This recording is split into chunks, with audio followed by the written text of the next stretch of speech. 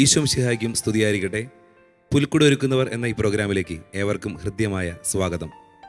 ഈ പുണ്യദിനത്തിൽ എന്നോടൊപ്പം എൻ്റെ ഏറ്റവും പ്രിയപ്പെട്ട രണ്ട് വൈദികർ എൻ്റെ കൂടെയുണ്ട്. പ്രിയപ്പെട്ട ഷിബുവച്ചനും ജനസനച്ചനും. നമുക്ക് ഈ സമയം അവരൊന്ന് പരിചയപ്പെടാം. കൂടെ എൻ്റെ സുഹൃത്ത് ഓസ്റ്റിനും ഉണ്ട്. അപ്പോൾ നമുക്ക് ആദ്യമേ തന്നെ ജനസനച്ചനിൽ തന്നെ തുടങ്ങാം. അച്ഛനെ തന്നെ പരിചയപ്പെടുത്തുക. ജോജ പറഞ്ഞതുപോലെ ഞാൻ ഫാദർ ജൻസൺ ചന്ദ്രാപ്പിനി എന്നാണ് വീട്ടുപേര്. ലാസ്ലെറ്റ് സഭയിലെ അംഗമായതുകൊണ്ടും ജൻസൺ ലാസ്ലെറ്റ് എന്ന് പറഞ്ഞു വരുന്നു. ഷിബുച്ച, അച്ഛനൊന്ന് പരിചയപ്പെടുത്താം. എൻ്റെ പേര് ഷിബു നെല്ലിശ്ശേരി. ഞാൻ ഇരിങ്ങാലക്കുട കത്തീഡ്രൽ പള്ളി ഇടവക അംഗമാണ്.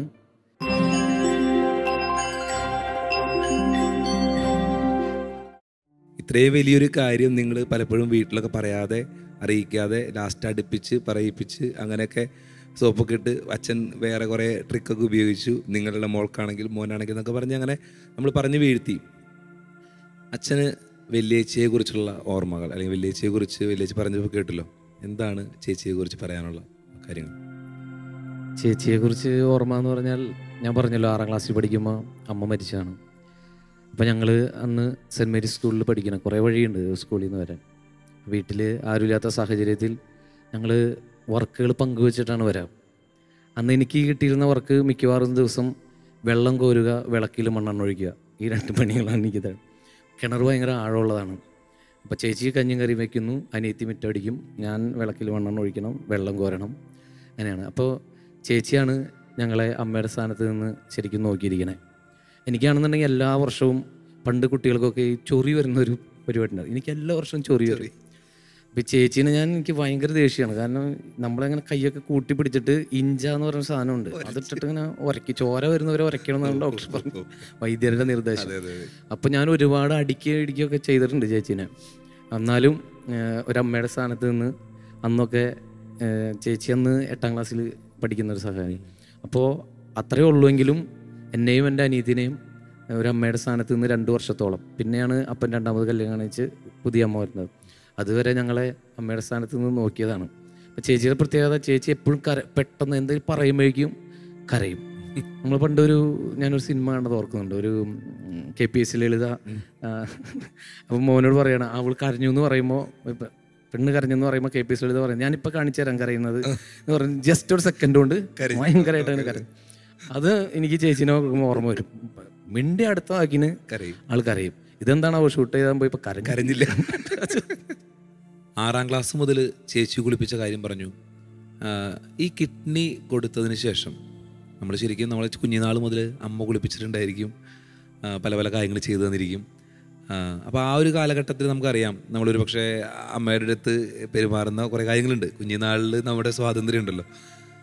ഒരു സർജറി കഴിയാന്ന് പറഞ്ഞു കഴിഞ്ഞാൽ അവിടെ നമുക്ക് ഇതുപോലെ തന്നെ കൊച്ചു കുട്ടിയെ പോലെ തന്നെ പരിഗണന കിട്ടേണ്ട ഒരു വലിയൊരു സമയമാണ്. അപ്പോൾ ആ സമയങ്ങളിൽ നിങ്ങളുടെ ഈ സർജറിക്ക് ശേഷം നിങ്ങളുടെ ഇങ്ങനെയുള്ള കാര്യങ്ങൾ എങ്ങനെയായിരുന്നു നടന്നിരുന്നത്? എന്തായിരുന്നു നിങ്ങളുടെ സമയത്തെ മാനസികാവസ്ഥ എന്തായിരുന്നു ജനസച്ച? നമുക്ക് ഒരു പ്രായമൊക്കെ ആയി കഴിയുമ്പം ജോജ ചോദിച്ചതിൻ്റെ വെളിച്ചത്തിൽ നമുക്ക് ഏറ്റവും എന്താ പറയുക, വിലപ്പെട്ടതെന്ന് പറയുന്നത് നമ്മുടെ ജീവനാണ്. അതിനേക്കാൾ ഉപരിയായിട്ട് നമ്മൾ ഏറ്റവും സ്വകാര്യമായിട്ട് കണക്കാക്കപ്പെടുന്നത് നമ്മുടെ മാനം. അതെ, നാണം എന്ന് പറയില്ലേ, നാണം മാനം എന്നൊക്കെ പറയില്ലേ. ഇപ്പം നമ്മൾ വസ്ത്രം ഇടുന്നതിന് അതിന് വേണ്ടിയിട്ടാണ്. അതെ അതെ. പ്രത്യേകിച്ച് ഞങ്ങൾ അച്ഛന്മാരെ സംബന്ധിച്ചിടത്തോളം, ഞങ്ങൾ ഒരുപക്ഷെ കുടുംബജീവിതക്കാർക്ക് അവർക്ക് ഷർട്ടും ഒന്നുമില്ലാതെ മുറിയിൽ കുടുംബാംഗങ്ങളൊക്കെ ആയിട്ട് നിൽക്കുമായിരിക്കും. പക്ഷെ ഞങ്ങൾ വൈദികരെ സംബന്ധിച്ചിടത്തോളം ഞങ്ങളുടെ തുണി മാറുന്നത് ഞങ്ങളുടെ സ്വകാര്യ മുറിയിൽ തന്നെയാണ്. പക്ഷേ സർജറി കഴിഞ്ഞപ്പോൾ നമ്മൾ മനസ്സിലാക്കുന്ന ഒരു കാര്യമാണ്, മനുഷ്യൻ എത്രയോ നിസ്സഹായനാണ്. നിസ്സഹായനാണ്. നമ്മൾ ഈ കാണുന്നത്ര അഹങ്കരിക്കാനൊന്നുമില്ല. ഒരു ഓപ്പറേഷൻ, ഒരു ആക്സിഡൻറ്റ് വന്നു കഴിഞ്ഞാൽ പിന്നെ നമ്മൾ മറ്റുള്ളവരുടെ ഡിപ്പെൻഡൻ്റ് ആയിട്ടുള്ള കാര്യങ്ങൾ നടത്തണേ. ഞാൻ ചോദിച്ച ചോദ്യത്തിലേക്ക് വരുന്നതിന് മുമ്പ് ജസ്റ്റ് ഒരു കാര്യം പെട്ടെന്ന് മനസ്സിലേക്ക് വന്ന് പറഞ്ഞു പോവാണ്. ഞാൻ ആദ്യം വിചാരിച്ചത് എനിക്കിഷ്ടമുള്ള കാര്യങ്ങൾ ചെയ്യാം. ഒരച്ഛൻ എന്ന് പറയുമ്പോൾ വേറെ ഒന്ന് ഡിപ്പെൻഡൻ്റ് ഉണ്ടല്ലോ. പക്ഷേ ഒരു കിഡ്നി കൊടുക്കണമെന്നുണ്ടെങ്കിൽ തന്നെ അപ്പൻ്റെ അമ്മയുടെയൊക്കെ സമ്മതം, സഹോദരങ്ങളുടെ സമ്മതം. അപ്പോൾ നമ്മളൊക്കെ ഡിപ്പെൻഡൻ്റ് ഹ്യൂമൻ ബീയിങ് ആണ്, ആശ്രിതരാണ്. സർജറി കഴിഞ്ഞപ്പോഴാണ് ഡോക്ടർമാർ പ്രത്യേകം പറഞ്ഞത്, അച്ഛനോടും പറഞ്ഞിട്ടുണ്ടായിരുന്നു, നമ്മൾ കുനിയരുത്, വെയിറ്റ് ഒത്തിരി എടുക്കരുത്. അപ്പോൾ കുളിക്കാൻ വരെ മറ്റുള്ളവർ ആരെങ്കിലും കുളിപ്പിച്ച് തരുവാണെങ്കിൽ നന്നായി ഇരുന്നു എന്ന് പറയണേ. വീട്ടിൽ ആശുപത്രിയിൽ വെച്ച് പിന്നെ അവർ ടേക്ക് കെയർ ചെയ്യുമായിരുന്നു. പക്ഷെ വീട്ടിൽ വന്നപ്പോൾ എനിക്ക് കിട്ടിയൊരു വലിയ സൗഭാഗ്യമെന്ന് ഞാൻ കണക്കാക്കുന്നത് വിവസ്ത്രനായിട്ട് അപ്പൻ്റെ അമ്മയുടെ മുമ്പിൽ ഇരിക്കുക. അതൊരു വല്ലാത്തൊരു ഫീലാണ് കേട്ടോ. അതായത് പ്രത്യേകിച്ച് നിങ്ങൾക്ക് കുടുംബജീവിതക്കാർക്ക് എനിക്കറിയില്ല എന്തെങ്കിലും, പക്ഷെ ഞങ്ങൾ വൈദികർക്ക് എന്ന് വെച്ച് കഴിഞ്ഞാൽ നമ്മൾ വസ്ത്രം മാറി അപ്പൻ്റെ അമ്മയുടെ മുമ്പിൽ ഇരിക്കുകയാണ്. അപ്പം എന്നെ ആദ്യ കാലഘട്ടങ്ങളിൽ 1-2 ദിവസമൊക്കെ അമ്മ അപ്പനും ഒരുമിച്ച് വന്നിരുന്നു കുളിപ്പിക്കാനായിട്ട്. പിന്നെ അമ്മയ്ക്ക് തണുപ്പടിക്കുമ്പോൾ ബുദ്ധിമുട്ടുള്ളതുകൊണ്ട് അപ്പൻ തന്നെയായിരുന്നു. അതെൻ്റെ ഒരു സ്വകാര്യ അഹങ്കാരം എന്നൊക്കെ പറയില്ലേ. ആദ്യത്തെ ദിവസങ്ങളിൽ അപ്പൻ കുളിപ്പിക്കുമ്പോൾ ഞാൻ ക്രൂശിലെ ക്രിസ്തുവിനെയാണ് ഓർത്തത്. എനിക്ക് കുരിശിൻ്റെ വഴിയിലെ ഏറ്റവും വേദനാജനകമായ സ്ഥലമെന്ന് പറയുന്നത് 10ാം സ്ഥലമാണ്. ഈശോ മറ്റുള്ളവർക്ക് മുമ്പിൽ വിവസ്ത്രനായിട്ട് നിൽക്കുകയാണ്. Nothing to hide. പടത്തിലൊക്കെ കാണുമ്പോൾ കുറച്ച് വസ്ത്രം അതിപ്പോൾ നമ്മൾ കലാകാരന്മാർ കൊടുക്കണതല്ലേ. അപ്പോൾ അപ്പൻ്റെ മുമ്പിൽ നമ്മളിങ്ങനെ വിവസ്ത്രനായിട്ടിരിക്കുന്നു. ഞങ്ങൾക്ക് അതിനിടയ്ക്ക് അപ്പോഴാണ് എൻ്റെ ചില മറുകുകൾ ഒരു അപ്പനപ്പോഴാണ് കാണുന്നത്. അതിപ്പോൾ നമ്മളിവിടെ പറയേണ്ട ആവശ്യമില്ല. അപ്പം അങ്ങനെ ഞങ്ങൾ തമ്മിൽ ഒരു വലിയൊരു പക്ഷെ അപ്പനുമായിട്ട് ഒരു വലിയ ബന്ധം തന്നെ. അപ്പനത് 74-75 വയസ്സുള്ള അപ്പച്ചൻ എന്നെ കസേരയിലിരുത്തി. അപ്പൻ താഴെ ഈ കാല് ഉപ്പിറ്റി കുത്തി അങ്ങനെ ഇരുന്ന് ഉരച്ച് കുളിപ്പിച്ച് കഴിഞ്ഞ് കഴിയുമ്പോഴേക്കും അപ്പൻ വയർക്കണുണ്ട്. ഞാൻ കുളിച്ച് സുന്ദരനാകുമ്പോൾ അപ്പൻ വയർത്തിട്ടാണ് വരുന്നത്. അപ്പം അതൊരു പ്രത്യേക ഫീലായിരുന്നു. ചോദിച്ചോ, നമുക്ക് നമ്മുടെ ജനസച്ചൻ്റെ അപ്പച്ചൻ്റെ വാക്കുകളിലേക്ക് ഒന്ന് പോവാം. അപ്പച്ചൻ എന്താണ് നോക്കാം. പിന്നെ 1.5 മാസം വീട്ടിൽ വന്നു. ഓപ്പറേഷൻ കഴിഞ്ഞിട്ട് ആശുപത്രിയിൽ വന്ന് 1.5 മാസം വീട്ടിലായിരുന്നു. ഞങ്ങളാണ് നോക്കാറും കുളിപ്പിക്കാറും പരിപാടി അമ്മച്ചും കൂടെയും ചെയ്യാറ്. പിന്നെ മക്കളുണ്ടാവാറുണ്ട് സഹായത്തിനും എല്ലാ പരിപാടികൾക്കൊക്കെ. പിന്നെ 1.5 മാസം കഴിഞ്ഞപ്പോൾ ആൾ സുഖമായിട്ട് ഇവിടുന്ന് പോയി സെമിനാരിയിൽ പോയി. പിന്നെ 1.5 മാസം ഇവിടെ വീട്ടിൽ നിത്യം ദിവ്യബലി അർപ്പിച്ചിരുന്നു. അതിനുള്ള ഇതൊക്കെ ഒരുക്കി പേരച്ഛൻ ഒരുക്കി തന്നിരുന്നു. ഓപ്പറേഷൻ കഴിഞ്ഞ് പിന്നെ ഞങ്ങളെ വീട്ടിലേക്ക് വന്നായിരുന്നു. സുഖമായി വീട്ടിലേക്ക് വന്നായിരുന്നു. ഞങ്ങളെ അപ്പച്ചനെ അമ്മച്ചനെ ഒന്ന് കാണണമെന്നും പറഞ്ഞ അവൾ വന്നായിരുന്നു. അപ്പോൾ ഞങ്ങൾക്കും വളരെ സന്തോഷമായി, അവരുടെ വീട്ടുകാർക്കും അവർക്കും നല്ല സന്തോഷമായി. ഇപ്പോൾ വലിയ കുഴപ്പമൊന്നുമില്ല, നല്ല സുഖമായിട്ട് നല്ല പിടിക്കായിട്ട് നടക്കുന്നുണ്ട്. ജനസ്നേഹം പറഞ്ഞ് അപ്പച്ചനും അമ്മച്ചും കൂടി കുളിപ്പിച്ചെന്ന് പറഞ്ഞു. ഷിബച്ചൻ എങ്ങനെയാണ് ആ സമയങ്ങൾ കൈകാര്യം ചെയ്തു പോയത്? ജോജോയ്ക്ക് അറിയാമല്ലോ, നമുക്ക് അപ്പനും അമ്മയും ഇല്ലെങ്കിൽ നമ്മൾ കുറച്ചൊക്കെ സെൽഫായിട്ടെല്ലാം ചെയ്യാനുള്ളൊരു തൻ്റെ ഇടയ്ക്ക് ഇടയ്ക്ക് ഉണ്ടാവും. ശരിക്കും പറഞ്ഞു കഴിഞ്ഞാൽ ഓപ്പറേഷൻ കഴിഞ്ഞ് മുറി കൊണ്ടുവന്ന് കിടത്തി പിറ്റേ ദിവസം ടോയ്ലറ്റിൽ പോലാണ്, എന്നാലാണ് എല്ലാം ഓക്കെ എന്ന് ഡോക്ടർമാർ പറയുള്ളൂ. അപ്പം അങ്ങനെ ഒരു സാഹചര്യമൊക്കെ ഉണ്ടായി കഴിയുമ്പോൾ നമ്മൾ കുളിക്കാനായാലും ടോയ്ലറ്റിലേക്ക് ആയാലും എൻ്റെ കൂടെ നിന്നത് എൻ്റെ അപ്പനമ്മയില്ല. പിന്നെ എനിക്കുള്ളത് ഒരു അനിയനാണ്. അവനൊരു ഹോസ്പിറ്റലിൽ ചാലക്കുടി സെൻറ്റ് ജെയിംസ് ഹോസ്പിറ്റൽ അറ്റൻഡറായിട്ട് ജോലി ചെയ്യാണ്. അപ്പോൾ അവനെ പിന്നെ അവിടെ നിന്ന് വിളിച്ചു വരുത്താൻ പറ്റില്ല, 2 കുഞ്ഞുങ്ങളുണ്ട് അവന്. അപ്പോൾ അതുകൊണ്ട് എൻ്റെയോടൊപ്പം നിന്നത് ഞാൻ കിഡ്നി കൊടുത്ത പയ്യൻ്റെ അമ്മയുടെ ആങ്ങളെയാണ്. അപ്പോൾ അതുകൊണ്ട് എനിക്ക് യാതൊരു പരിചയമില്ലാത്തൊരു മനുഷ്യനാണ് എൻ്റെ കൂടെ നിൽക്കുന്നത്. എനിക്ക് ഭയങ്കര അസ്വസ്ഥയായിരുന്നു അതുകൊണ്ട്. അപ്പോൾ പെട്ടെന്ന് ഈ ആവശ്യം വന്നു കഴിഞ്ഞപ്പോൾ എന്നെ എടുത്തുകൊണ്ട് വരണമല്ലോ. ശരിക്കും ഒരു ക്രിസ്മസ് അനുഭവം, ഉണ്ണീശോ അനുഭവം. അപ്പോൾ എനിക്ക് ആകെ ഭയങ്കരമായിട്ട് നമുക്ക് നാണാവല്ലേ. അപ്പോൾ അവസാനം ഞാൻ ഗതി കെട്ടു. വേറെ വഴിയൊന്നുമില്ല, ജനസഞ്ചം പറഞ്ഞ പോലെ വേറെ ഒന്നും ചെയ്യാനില്ല. പക്ഷേ അദ്ദേഹം തന്നെ എനിക്കൊരു അപ്പൻ്റെ സ്നേഹം എനിക്ക് ആ ഹോസ്പിറ്റലിൽ വെച്ച് കിട്ടി അദ്ദേഹത്തിൻ്റെ. ഞാൻ 5 ദിവസമാണ് ഹോസ്പിറ്റലിൽ കിടന്നത്. ഈ 5 ദിവസവും എന്നെ ഭയങ്കരമായിട്ട് കെയർ ചെയ്ത്. ഇപ്പോൾ നമുക്കിപ്പോൾ പുറത്തേക്ക് ഇപ്പോൾ ടോയ്ലറ്റിക്കൊക്കെ ഇറങ്ങണമെങ്കിൽ ഇറങ്ങാൻ അത്ര വലിയൊരു ബുദ്ധിമുട്ട് എനിക്ക് തോന്നിയിട്ടില്ല. അപ്പം കാലൊക്കെ സപ്പോർട്ട് ചെയ്യും, പതുക്കെ താഴേക്ക് ഇറങ്ങും. പക്ഷെ തിരിച്ചു വന്നു കഴിഞ്ഞാൽ ഈ കാല് പൊക്കി ബെഡിലേക്ക് വെക്കുന്ന ഒരു ശുശ്രൂഷ ഉണ്ടല്ലോ, അതായിരുന്നു എന്താ പറയുക, അത് എനിക്ക് ഇപ്പോഴും ഓർക്കാൻ പോലും പറ്റാത്തൊരു ശുശ്രൂഷയാണ്.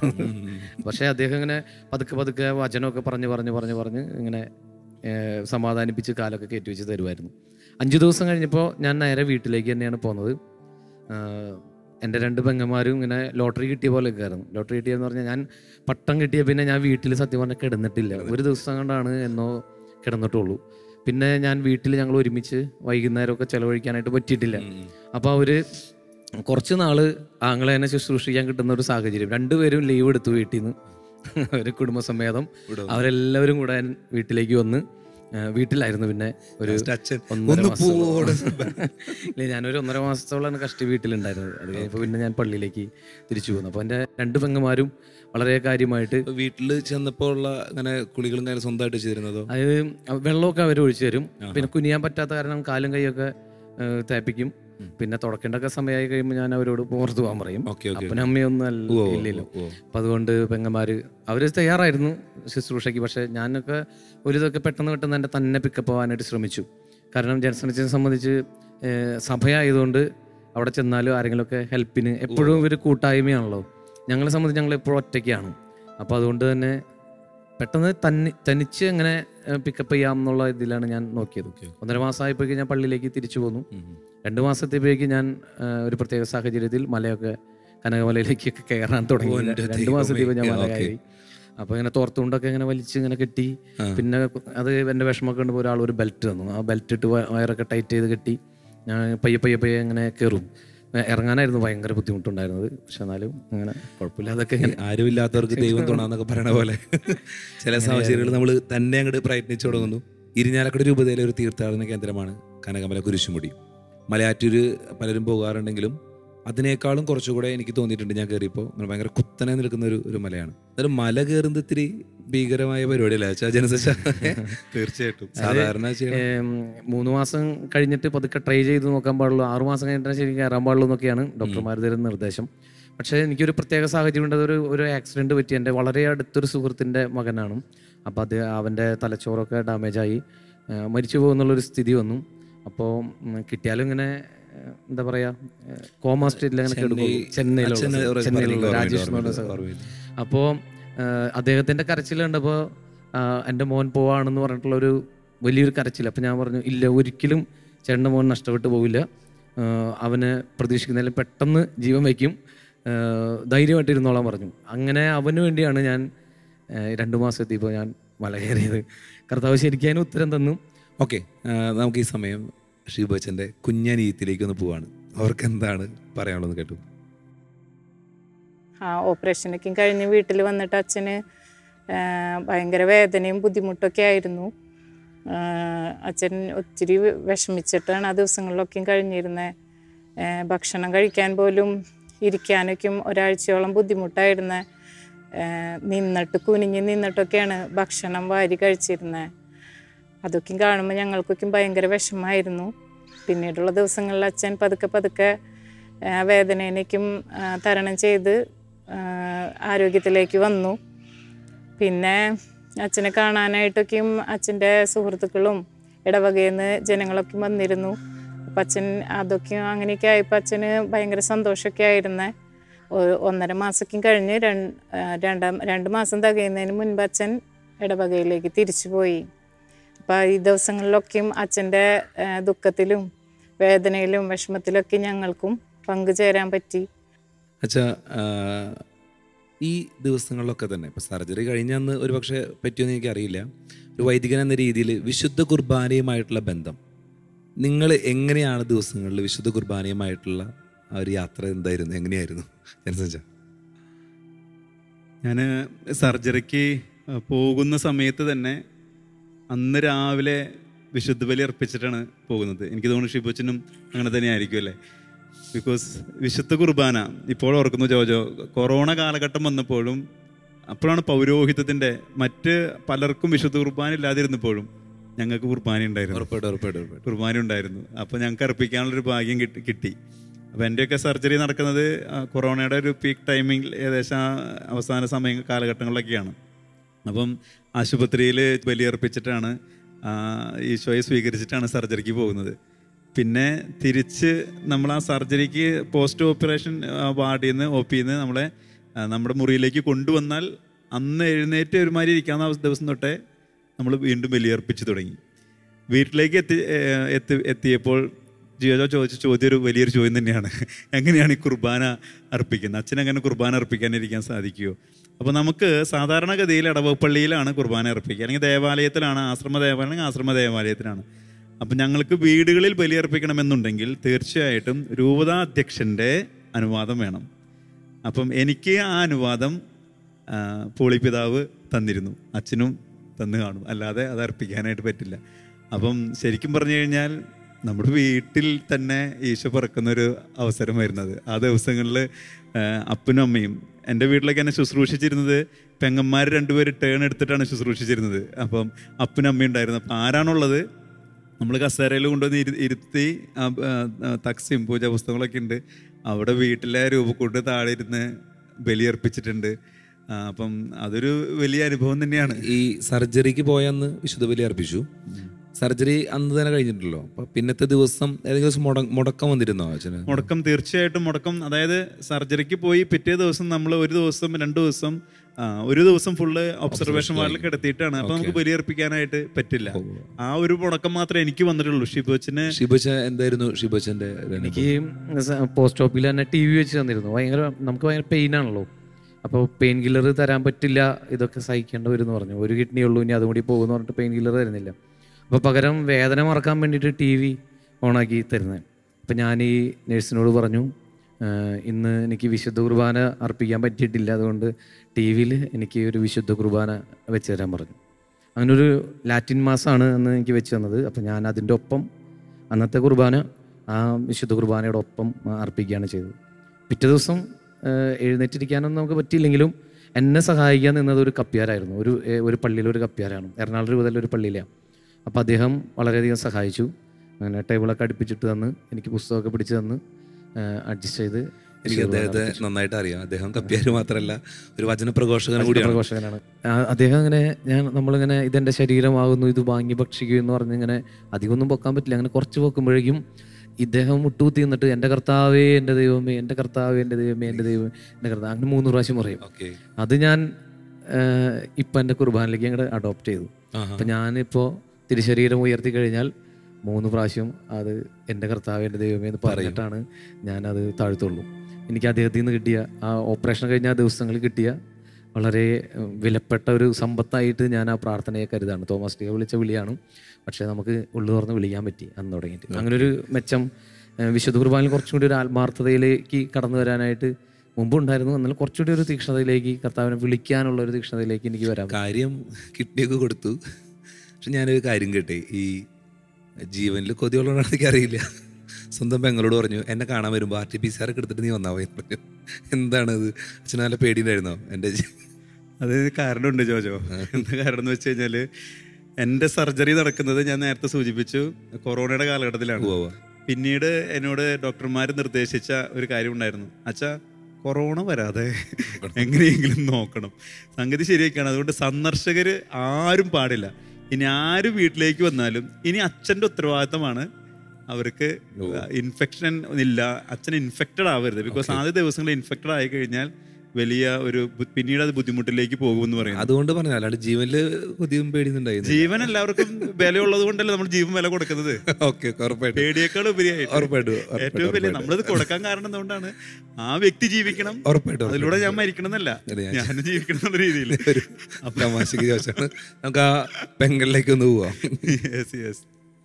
എനിക്ക് തോന്നുന്നു വീട്ടിലെ ഏറ്റവും സമ്മതക്കുറവ് എനിക്കായിരുന്നു എനിക്ക് തോന്നണേ. കാരണം എനിക്കിത് ഒട്ടും ഉൾക്കൊള്ളാൻ പറ്റണ്ടായില്ല. കുഞ്ഞാട്ടൊരു അവസ്ഥയോടെ കടന്നു പോണതും ഒട്ടും കുഞ്ഞാണ്ട വേദനയും കാര്യങ്ങളും അതൊന്നും നമ്മൾ ആലോചിക്കുമ്പോൾ ആർക്കും വേണ്ടിയിട്ടല്ലല്ലോ, വേറൊരാൾക്ക് വേണ്ടിയിട്ട് കുഞ്ഞാട്ടൻ എന്തോരം വേദന സഹിക്കണം എന്നൊക്കെ ഓർത്ത്. അത് കഴിഞ്ഞിട്ട് പിന്നെ കുഞ്ഞാട്ടനെ നേരിൽ കണ്ടു. പിന്നെ വീട്ടിൽ വന്നപ്പോൾ നേരിൽ കണ്ടപ്പോൾ കുഞ്ഞാട്ടൻ പറഞ്ഞു, അത് ഇപ്പം സമ്മതിക്കാണ്ടിരിക്കേണ്ട ഒരു കാര്യമില്ല, എന്തോരം പേര് ഇത് കൊടുത്തിട്ട് ഒരു കുഴപ്പമില്ലാണ്ട് നല്ല സുഖമായിട്ട് ജീവിച്ച് പോണ്. പിന്നെ നിനക്കോ നിൻ്റെ മക്കൾക്കോ നിൻ്റെ ഭർത്താവിനോ ഇങ്ങനെ ഒരു അവസ്ഥ വന്നാൽ ആരെങ്കിലും കൊടുക്കാൻ തയ്യാറായാൽ നീ ഇങ്ങനെ നമ്മൾ മുടക്ക് പറയുമോ എന്ന് ചോദിച്ചു. നമുക്കത് കിട്ടട്ടെ എന്നല്ലേ വിചാരിക്കുള്ളൂ. അപ്പോൾ ആരെങ്കിലും അങ്ങനെ കൊടുത്താലല്ലേ ഇതുപോലെയുള്ള ആൾക്കാരുകൾ ഇനി ജീവനോടെ ഇരിക്കുള്ളൂ എന്ന് പറഞ്ഞു. പിന്നെ കുഞ്ഞാട്ടൻ പറഞ്ഞു, നമുക്ക് സ്വർഗം ലക്ഷ്യമാക്കിയിട്ടല്ലേ നമ്മളൊക്കെ ജീവിക്കണേ, നമുക്ക് സ്വർഗത്തിലേക്കൊക്കെ പോകണം. അപ്പോൾ ഇത് അതിനുള്ളൊരു വഴികാട്ടിയാണ് എന്ന് പറഞ്ഞു കുഞ്ഞാട്ടൻ.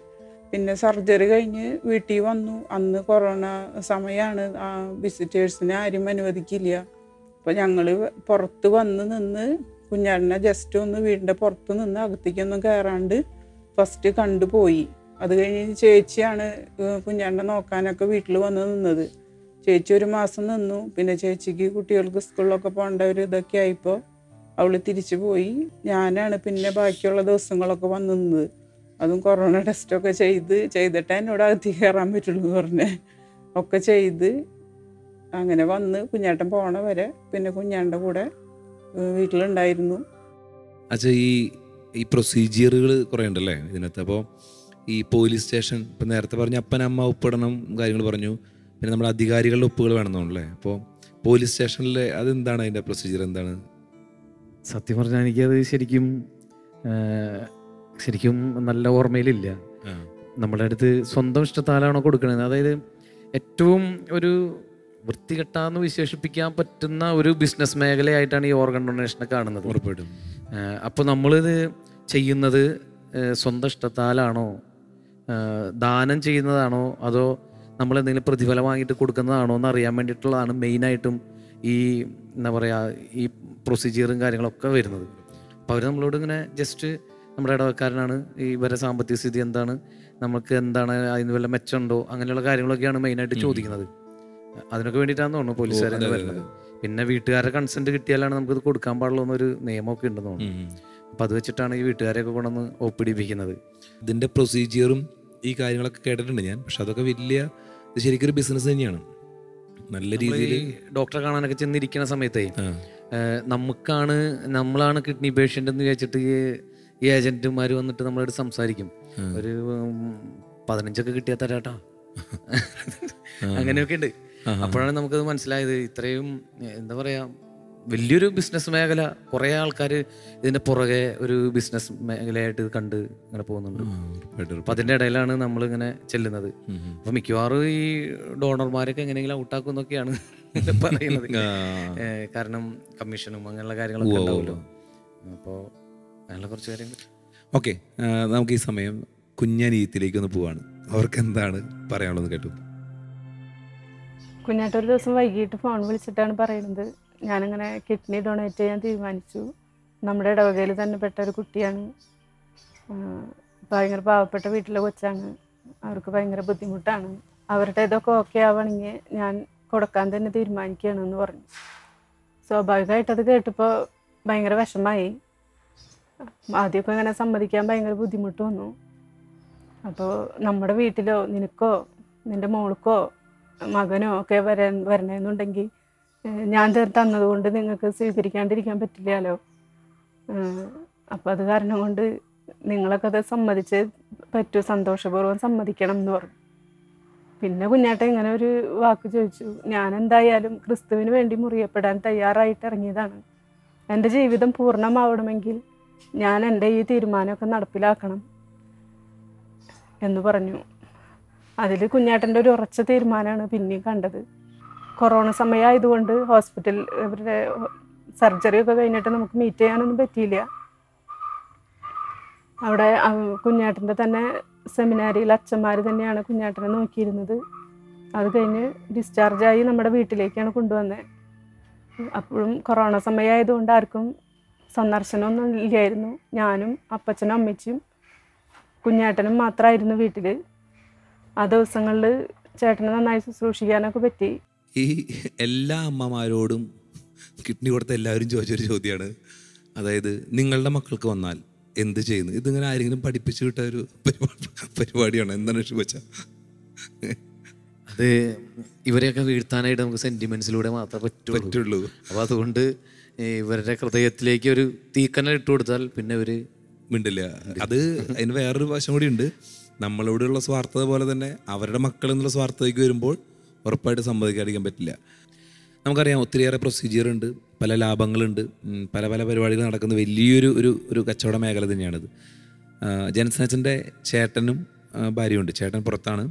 അപ്പോൾ അദ്ദേഹത്തിൻ്റെ ഭാര്യയ്ക്കും ഇതുപോലെ വലിയൊരു സർജറി കഴിഞ്ഞാണ്. നമുക്ക് ചേച്ചിയിലേക്കൊന്ന് പോവാം. എന്ത് കുഞ്ഞേട്ടൻ ഫോൺ വിളിച്ചാണ് ഇങ്ങനെ ഒരു കാര്യം ചെയ്യണുണ്ട് എന്ന് പറഞ്ഞത്.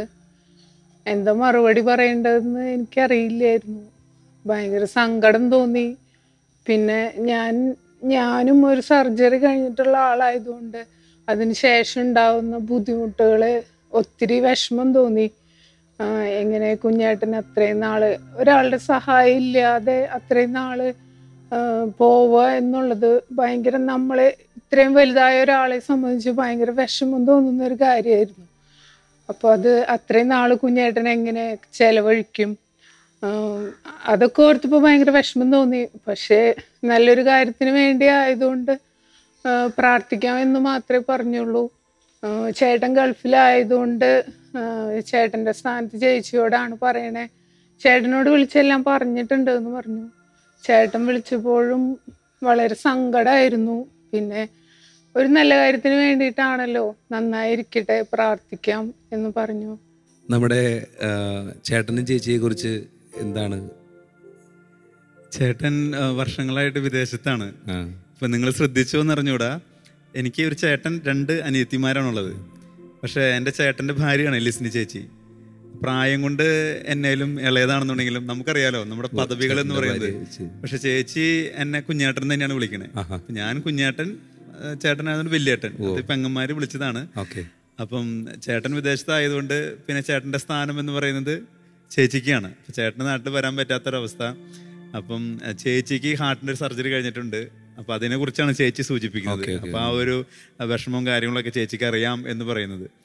തീർച്ചയായിട്ടും ഇതിനകത്ത് നിന്നൊക്കെ മനസ്സിലാക്കുന്ന ഒരു കാര്യം, എനിക്കറിഞ്ഞോട്ടെ ഇത് ക്രിസ്മസ് പ്രോഗ്രാമായിട്ട് വരുമ്പോൾ എല്ലാവർക്കും ദുഃഖത്തിന്റെ കഥയാണെന്ന് തോന്നുന്നു. അത് സന്തോഷത്തിലേക്ക് എല്ലാവരും ഈ കണ്ണീരിൻ്റെ കഥയാണ്. നമ്മളൊക്കെ നമ്മുടെ ജീവൻ 2 കാര്യങ്ങളാണ് ഇതിനകത്ത് എനിക്ക് ഊന്നൽ കൊടുക്കാനുള്ളത്. എനിക്ക് തോന്നുന്നത് ഷിബുച്ചൻ എങ്ങനെയായിരിക്കും, ഓരോരുത്തരുടെയും ജീവനാണ് ഏറ്റവും വലുതെന്ന് പറയുന്നത്. നമ്മൾ മറ്റുള്ളവൻ വീണു എന്ന് പറയുമ്പോൾ നമുക്ക് വേദനിക്കില്ല. പക്ഷെ ഞാൻ വീണ് എൻ്റെ കാലയിൽ മുറിവ് പറ്റി, എൻ്റെ കാലയിൽ മണ്ണ് പറ്റുമ്പോൾ, ആ മുറിവിൽ മണ്ണ് പറ്റുമ്പോഴാണ് എനിക്ക് നൊമ്പരപ്പെടുന്നത്. പക്ഷെ എനിക്കും അച്ഛനും ഒക്കെ എനിക്ക് തോന്നുന്ന ഒരു തീരുമാനം എടുക്കാൻ സാധിച്ചത്, ജോജോയുടെ കാലിലും പറ്റിയ മണ്ണ്, ആ ഒരു മുറിവ് എന്ന് പറയുന്നത് അത് എൻ്റെയും കൂടെ മുറിവാണെന്നത് തോന്നാനായിട്ട് ദൈവം എന്തുകൊണ്ടോ ഞങ്ങൾക്ക് പ്രചോദനം നൽകിയ പ്രചോദനം, ആ തീരുമാനം എടുക്കുവാനായിട്ട് ഞങ്ങൾക്ക് കഴിഞ്ഞു. അത്രേ ഉള്ളൂ. അതിനകത്ത് വേറെ അപ്പുറത്തൊന്നുമില്ല. നിസ്സാരമായ ഒരു പരിപാടിയല്ല നിങ്ങൾ ചെയ്തതും എടുത്ത തീരുമാനം. ഒരു സിമ്പിളായിട്ടുള്ള പരിപാടിയല്ല അത്. കാരണം അത് നമുക്ക് തന്നെ നമ്മുടെ ചെറിയ വിരലും മുറിഞ്ഞാണ്ടാവുന്ന പെയിൻ എന്താണെന്ന് നമുക്കറിയാം. അപ്പോൾ അത് എടുത്ത തീരുമാനം വെരി ഹൈ, ഒന്നും പറയാനില്ല. ഇതിനോടൊപ്പം ജോജോ പറഞ്ഞു വെക്കാൻ ഞങ്ങൾ വലിയ മഹത്വപ്പെടുത്തുന്ന കാര്യങ്ങളല്ല. ബിക്കോസ് എല്ലാവർക്കും കിട്ടുന്നുണ്ട് പ്രചോദനം. ജോജോയ്ക്ക് വരെ ഒരു പക്ഷേ ജോജോയുടെ അപ്പച്ചൻ വയ്യാണ്ട് കിടന്നപ്പം കിഡ്നി കൊടുക്കാനായിട്ടും പലരും തോന്നിയിട്ടുണ്ട്. പക്ഷെ പ്രചോദനം മാത്രം എന്ന് പറയുന്നത് പലർക്കും കിട്ടുന്നുണ്ട്. ഇപ്പം ഓസ്റ്റിനും ചിലപ്പം പാട്ടുകാരൻ ഓസ്റ്റിനും തോന്നിയിട്ടുണ്ടാവും ചിലപ്പോൾ ഇത് കേട്ടുകൊണ്ടിരിക്കുമ്പോൾ തന്നെ, ദൈവമേ എന്ന് കൊടുത്താലോ എന്നുള്ള രീതിയിൽ അതായിരിക്കട്ടെ. അപ്പം എന്നോടോ അപ്പൊ പറഞ്ഞു വരുന്നതല്ല, അത് ഞങ്ങൾക്ക് കിട്ടിയ പ്രചോദനം പ്രാവർത്തികമാക്കാനായിട്ട് ഞങ്ങൾക്ക് എന്തുകൊണ്ടോ ഒരു കൃപ കിട്ടി. അപ്പം നമുക്കിത് കൃപ ലഭിച്ച എല്ലാവർക്കും കൊടുക്കാം. ഇപ്പൊ ചെറുമ്പലച്ചൻ പറയുണ്ടായി 300 പേരോളം കഴിഞ്ഞ 10 വർഷങ്ങൾക്കുള്ളിൽ കൊടുത്തു എന്ന്. അപ്പൊ ഇത് കേൾക്കൊണ്ടിരിക്കുന്ന എല്ലാവർക്കും ഇതിന് സാധിക്കും. ആ പ്രചോദനം ഒരു ഡിസിഷനിലേക്ക് പോകണം എന്നുള്ള രീതിയിൽ പ്രചോദനം ഉൾക്കൊണ്ടുകൊണ്ട് നല്ല ഹാപ്പി ആയിട്ട് ഇവിടെ ഇരിക്കുന്നത്. അപ്പൊ ഒരു ക്രിസ്മസ് രാത്രിയാണ്. തീർച്ചയായിട്ടും ക്രിസ്മസിന്റെ ഒരു മനോഹരമായ ഒരു പാട്ടിലേക്ക്, ജോജോയുടെ തന്നെ പാട്ട് കേൾക്കാനായിരിക്കും നിങ്ങൾക്ക് ഒരു പക്ഷേ ആഗ്രഹം. അങ്ങനെ ഒരു ക്രിസ്മസ് പാട്ട് ധാരാളം ചെയ്തിട്ടുണ്ട്. അങ്ങനെ ഒരു പാട്ട് മതിയല്ലേ? Okay okay okay. അപ്പോൾ നമുക്കൊരു പാട്ട് പാടാം.